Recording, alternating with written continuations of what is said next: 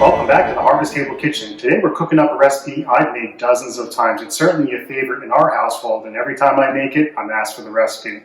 It's a Rosemary-Thyme Focaccia Bread. Super simple recipe, only requires 2 pieces of kitchen equipment. Stainless steel mixing bowl, 9x13 Pyrex pan. The rest is simple to put together, mix up the ingredients and make it. Also a great recipe to get the kids involved. So if you have little ones at home, grab them and let's get started.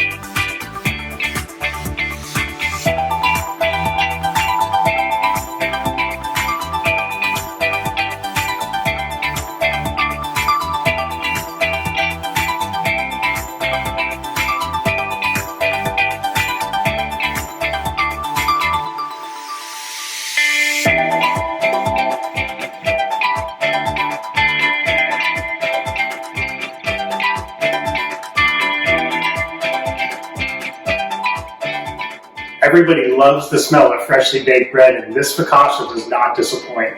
This bread is perfect for your favorite sandwich, toast it off as croutons for a salad, or when you're just having some cheese and olives, dip this in some aged balsamic vinaigrette. We'll see you next time on Harvest Table TV.